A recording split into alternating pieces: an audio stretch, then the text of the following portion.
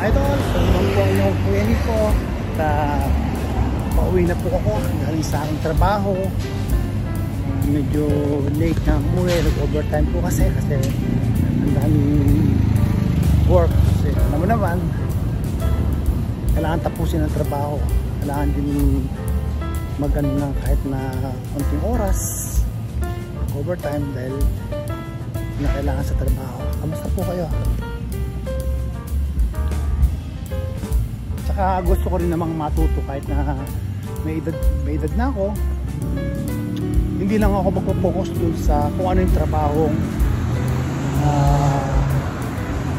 nang sa akin. Kasi gusto ko rin matutong mag-input sa computer, lahat na hindi mo iaasa, hindi ka na magtatanong sa ibang kasamahan o paano ito, paano yun, paano gagawin ko. At least kahit pa paano may natutunan ako. Kumbaga sa challenge ba, may another challenge. Actually wala akong idea about computer, paano mag-ano ng mga gamit, pero binigyan ako ng pagkakataon na matutunan yun. Kumbaga sa mapasok ka man sa iba, pero kang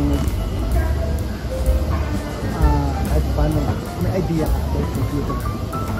Kasi alam ko lang sa upload sa YouTube, edit, ganyan lang. Pero about sa mag-input ka ng mga items in and out, inventory, so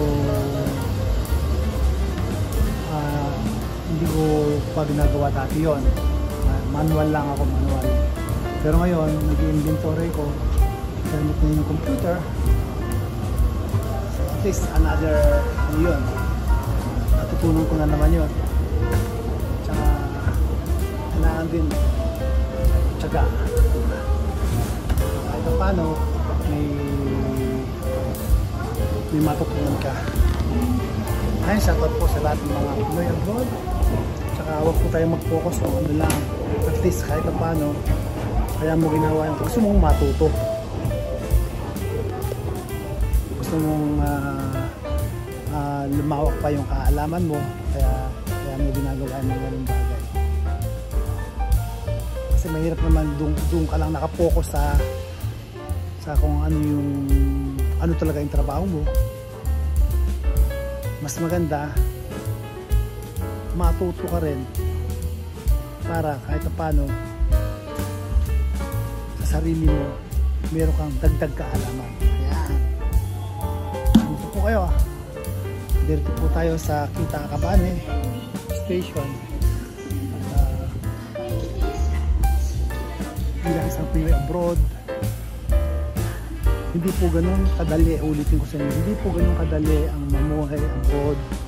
Kailangan mong lumaban sa mga pagsubok sa buhay.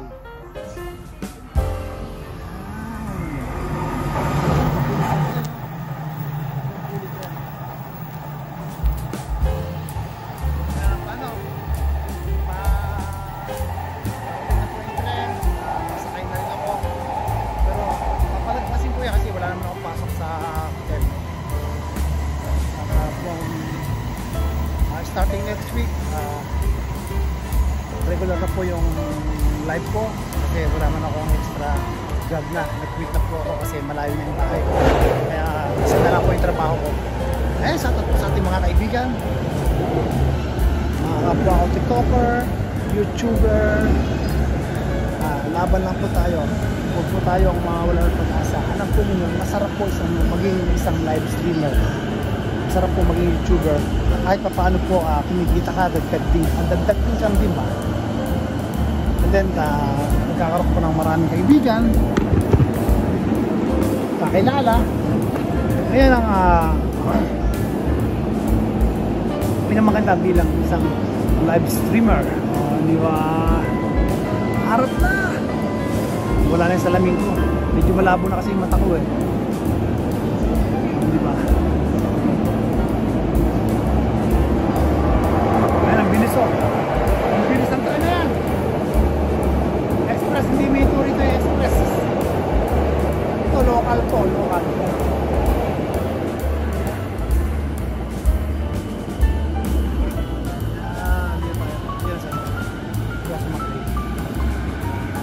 Gawa muna tayo ng content.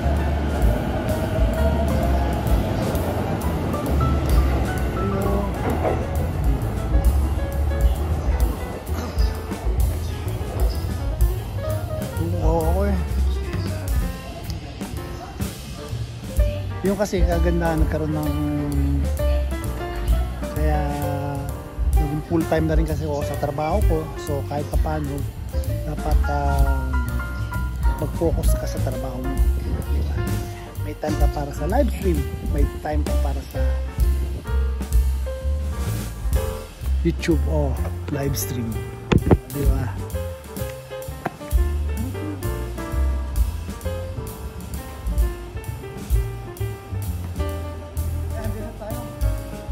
Bili ako ng kung bili ng soft drinks, green dakaran ang bili.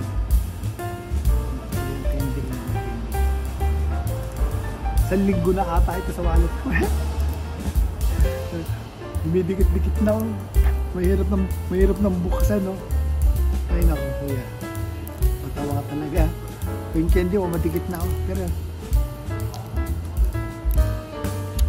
tunaw na.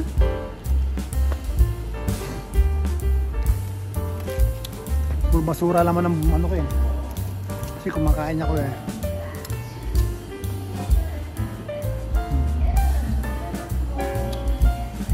Bibili ako ng soft drinks.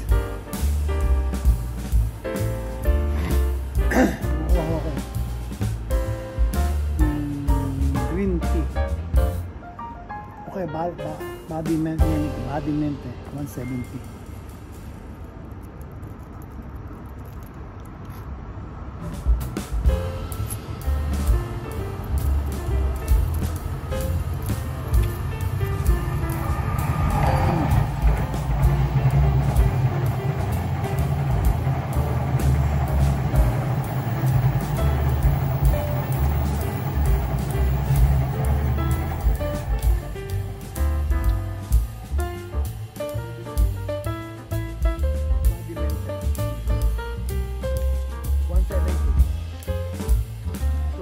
Around 70 pesos.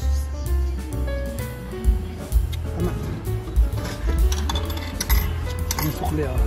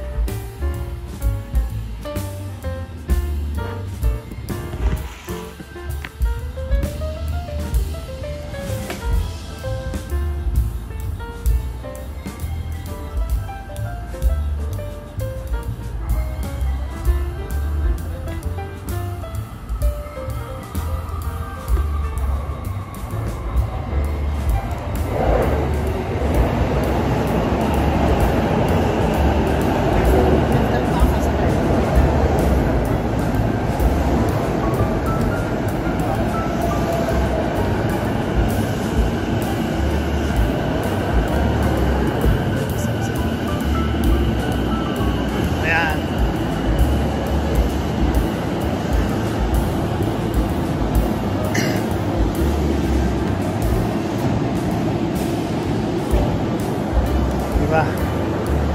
Yan! Pagka sa susunod na trend, doon ako sasakay. Sa ngayon, vlog muna tayo. Yan ang maganda rito sa Japan. Every 5 minutes may mga dumadating na trend, kaya okay lang, palagpasin mo yan. Diba? Tsaka hindi siya siksikan. Hindi katulad sa Pilipinas na magkaraso at patay na, wala na. Siksikan na, tapos mga katabi mo amoy pawis pa, sa pitutok na yan.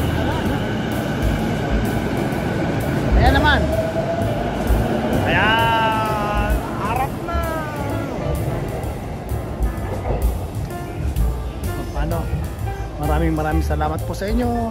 Ito ang inyong Kuya Nico, ang nag-iisang Japayuking Haliparot. Shoutout po sa mga haliparot dyan. Ayan na naman tren, o diba? Ang bilis ng tren dito.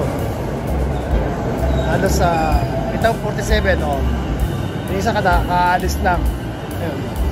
Kasi medyo late, ano na ngayon, late hours na ngayon. Kaya 7 minutes.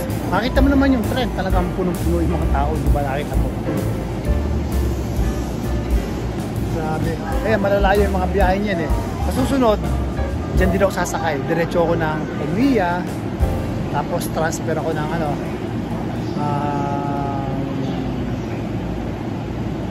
Sunod si Jubo Line, Shogunai. Tapos or pupunta ako ng Akabane or diretso ng Omiya. Diba? Hindi tayo eh. Paano? Hintay ko lang po yung tren. Haba ng tren na to. Kaya shoutout po sa inyo lahat dyan mga idol. Maraming salamat po sa pag-subscribe ninyo. Kung nagustuhan mo yung content ko, Buhay Japan.